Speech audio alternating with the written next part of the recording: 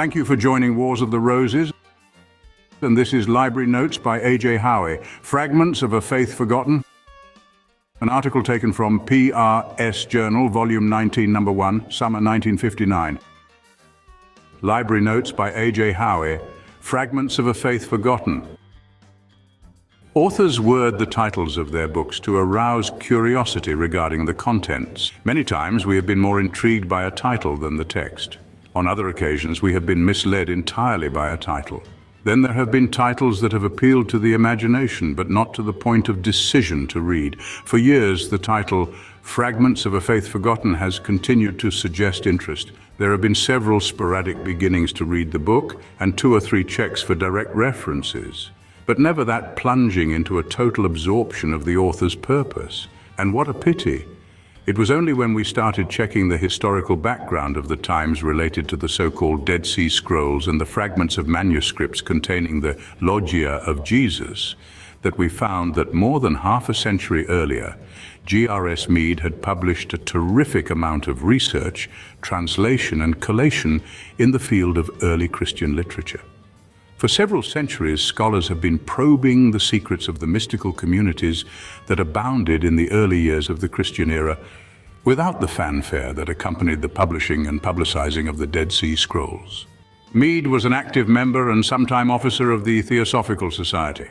His interest seems to have been in discovering the evidences of a universal religion not dominated by the Oriental emphasis so often present in the literature of the Theosophical Society. His writing preceded and coexisted with the publications of Rudolf Steiner and Max Heindel, and it is surprising that Mead's work is not quoted by those teachers of a mystical Christianity, because Mead obviously was sympathetic to the Christian emphasis.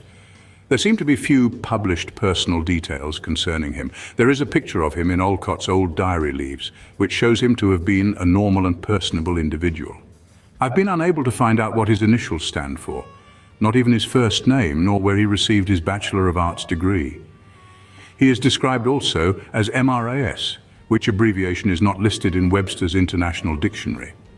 It could signify member of the Royal Asiatic Society, and that would be a logical association. However, when Watkins published the Gnostic John the Baptizer in 1924, the BA and MRAs are dropped, which may have been an editorial oversight. Mead was co-editor with Mrs. Besant of the Theosophical Review from September 1894 until he became full editor in September 1897, which position he held until February 1909, when he severed his connection with the Theosophical Society because he disagreed with some of the policies being adopted. He published The Quest for some years, and throughout his editorial years authored a good many books. His birth date is given in practical astrology as March 22nd, 1863, but the delineation of the chart is speculative and not biographical. And that is the extent to which I can identify the man until further reading reveals a new source of information. But Mead's books speak for him. They treat of the religious and philosophical trends during the immediate centuries at the turn from BC to AD. He quotes profusely from Latin, Greek, and German source material, apparently direct and not from English translations. He followed the current archaeological finds and the research into translations of early documents relating to the period. He was not just an enthusiast on the subject of the writings of the early Christian ecclesiastics, but he was searching them with penetrating analysis. Mead is positive and informative, even when he rambles and repeats in the style of the period in which he wrote. There is little that can be interpreted as dogmatic or fanatical. If Mead could have availed himself of the research and terminology of Carl Jung, it would be interesting to read how he would have interpreted the mystical impulse that he sensed sweeping over the biblical areas during the first centuries of the rise of the Christian Church. He all but uses the words universal subconscious. We shall discuss at this time only his Fragments of a Faith Forgotten, some short sketches among the Gnostics, mainly of the first 2 centuries, a contribution to the study of Christian origins based on the most recent recovered materials, PRS Mead, Bermaras Theosophical Publishing Society, 1900. Can any who keenly survey the signs of the times doubt but that now at the dawn of the 20th century among Christian nations, the general nature of thought and feeling in things religious is being quickened and expanded, and as it were, is laboring in the pains of some new birth. And if this be so, why should not the 20th century witness some general realization of the long-deferred hope by the souls that are to be born into it? Never in the Western world has the general mind been more ripe for the birth of understanding in things religious than it is today. Never have conditions been more favorable for the wide holding of a wise view of the real nature of the Christ and the task he is working to achieve in the evolution of his world faith. Our present task will be to attempt to point to certain considerations which may tend to restore the grand figure of the great teacher to its natural environment in history and tradition, and to disclose the intimate points of contact which the true ideal of the Christian religion has with the one world faith of the most advanced souls of our common humanity. In brief, to restore the teaching of the Christ to its true spirit of universality. Not for one instant would we try to lessen the reverence and the love of any single soul for the great soul who watches over Christendom. Our task will rather be to point to a soil in which that love can flourish ever more abundantly and ever more confidently open its heart to the rational rays of the spiritual sun. With many others we hold there is but one religion for humanity. The many faiths and creeds are all streams or streamlets of this great river. Can we not see that it matters not whether a man have learned of the path from the teaching of Krishna, or of the Buddha, of Muhammad or Zoroaster, or of the Christ, provided he but set his foot upon that path? It is all one to our common Father. The student finds as he prosecutes his studies that every one of his preconceptions as to the early times has to be considerably modified, and most of them indeed be entirely rejected. He gradually works his way to a point whence he can obtain an unimpeded view of the remains of the first 2 centuries, and gazes round on a world that he has never heard of at school, and of which no word is breathed from the pulpit. Is this the world of the primitive church of which he has read in the accepted manuals and been told of by pastors and masters? Is this the picture of the single and simple community of the followers of Jesus?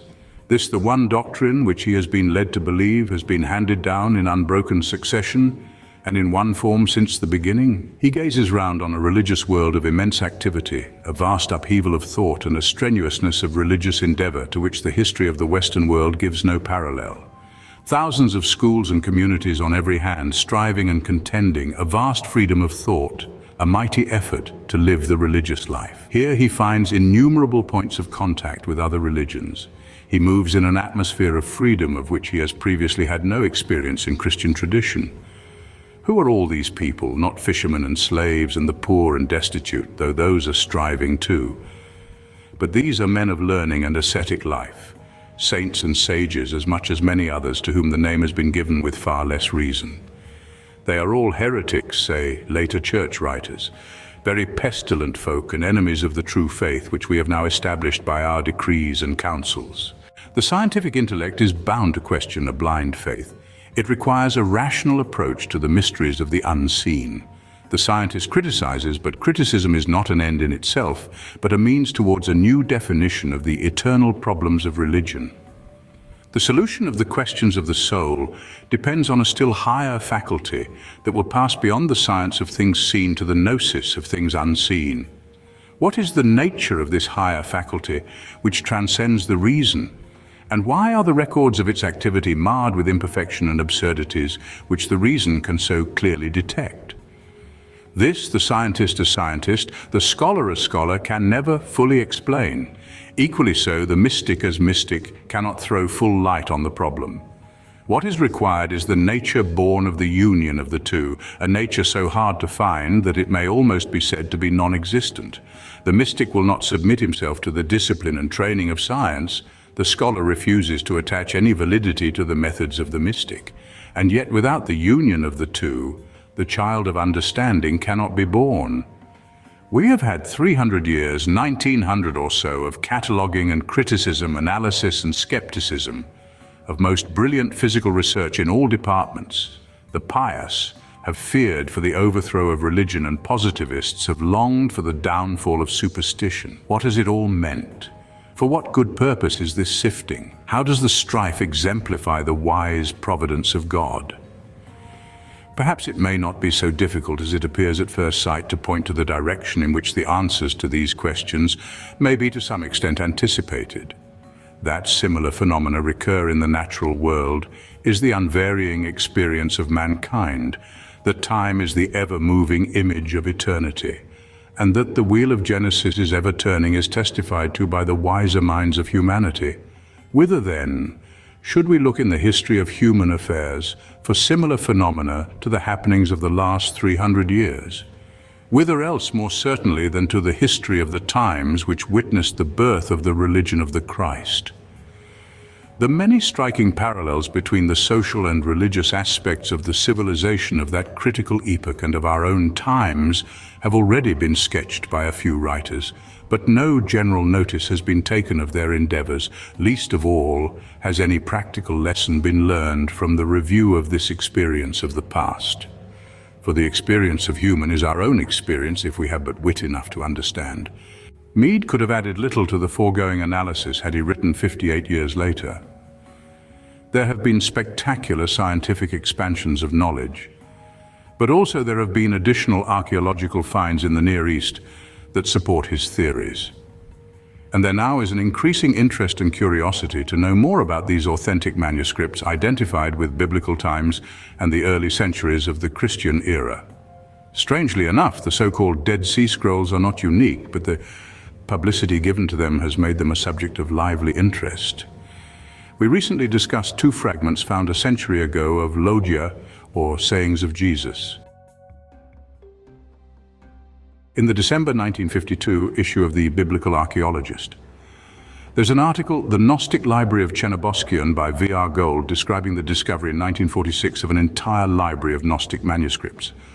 Like the Dead Sea Scrolls, the manuscripts were found by natives where they had been hidden centuries earlier in great earthen jars and then peddled in portions. However, the bulk of the find is now in the Coptic Museum at Cairo.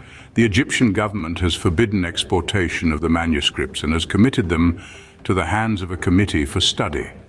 The manuscripts were in an excellent state of preservation, 794 pages out of 1,000 being intact. All of the manuscripts are in Coptic, virtually the oldest Coptic manuscripts yet found. Most of them are in an earlier form of the Sahidic dialect than previously known. The remainder are in a dialect which has long since disappeared. They have been dated conservatively as having been inscribed between the middle of the 3rd and the end of the first half of the 4th century AD. This makes them contemporaneous with the Codex Vaticanus manuscript of the New Testament. Gold makes a strangely reserved comment. In spite of the fact that all of our manuscripts are written in Coptic, it is agreed that most, if not all of them, rest on Greek originals. It should be noted that he says rest on instead of translated from. We are curious about the distinction. The variety of the works includes discussions of cosmogony, treatises on dogma, dialogues, prayers, gospels, epistles, and apocalypses. Some of the material is said to have been confided by Jesus to one or more of his disciples either during his earthly career or after his resurrection. In other instances, they are prophetic visions or simply learned discussions by one of the teachers of the sect. All of them, regardless of alleged origin or content, transmit material not intended for general information, but only for the initiated. Possession of this information purports to make the individual able to overcome his earthly nature, to free himself from its bondage, and to acquire salvation. The following titles are suggestive of the wealth of research material now available to students of Gnosticism. Allergenes Supreme, Apocalypse of the Supreme Stranger, a transcendent God as a stranger to this world. This apocalypse is quoted by Epiphanius and is named by Porphyry in his biography of Plotinus, with 4 additional apocalypses, 2 of which were found in the Chenoboskion library. Book of the Great Invisible Spirit, or the Gospel of the Egyptians, 2 copies. Written by Eugnostos, also called Gogessos, paraphrase of Sem, or the second treatise of the Great Seth. This is the paraphrasis Seth mentioned by Hippolytus, revelation of Adam to his son Seth, which in general terms describes the coming of different saviors. This is possibly one of the apocalypses of Adam mentioned by Epiphanius in his Panarion, hypostasis of the archons, which is mentioned by Epiphanius under the name of Noria. Apocalypse of Dositheus, bearing the subtitle The 3 Steles of Seth, Apocryphon, or Secret Book of John, 3 editions. The same work is included in the Codex Berolinensis and is one used by Irenaeus in his Adversus Heresies. At the time Mead wrote, there were only 3 Gnostic codices known, containing some 5 or 6 complete writings plus a number of fragments.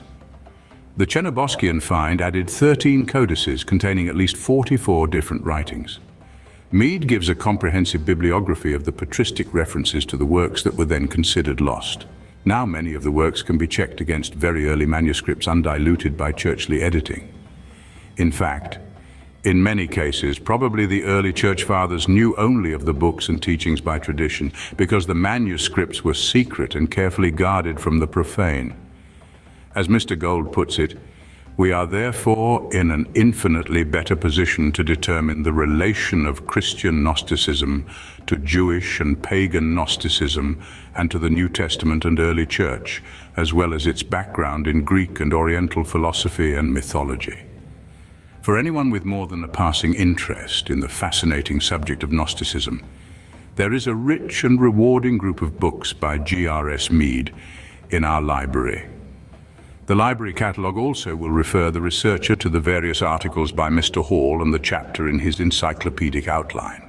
In the Fragments of a Faith Forgotten, Mead appends a considerable bibliography on the subject of Gnosticism, but unfortunately there was little published in English, and the same imbalance of English text still exists.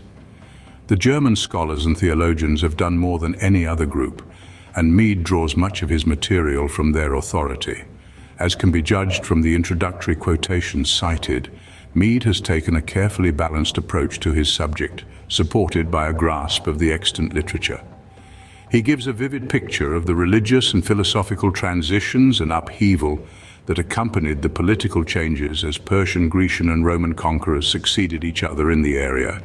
In describing the interplay of religious and philosophical ideologies, he seems to think that there was a widespread impulse on all levels of society responding to some new spiritual impulse. It is these trends that he traces and relates to each other where possible. The work is not indexed, but it does have an extensive synopsis of contents. It is unlikely that the tenets that we describe as Gnostic were held along any more clearly defined lines than could be drawn for the numberless Christian sects of today, or during the past centuries. Individuals, groups, communities might declare loyalty to a certain teacher, and there probably was a descent of tradition among teachers, and there may have been some tremendous motivating force at work. But the gnosis must be sought after under many headings, and it would be well for the student to consult them. The following are suggestive: the therapeutes, the Essenes, Alexandrian culture, Hypatia, Julian, the emperor-philosopher, the Serapeum and the Bruchian, the Ebionites and Nazareans, Simon Magus, Dositheus, Menander, Marcion, Basilides, Valentinus, Bardesanes, and attacks of the early church fathers against heretics. We hope that we have challenged your curiosity. The Mead books should be in greater demand. Thank you for watching, and please don't forget to share, like, subscribe, and comment. And if you can, please consider donating to Wars of the Roses. Links to PayPal and Patreon are in the description. Thank you so very much.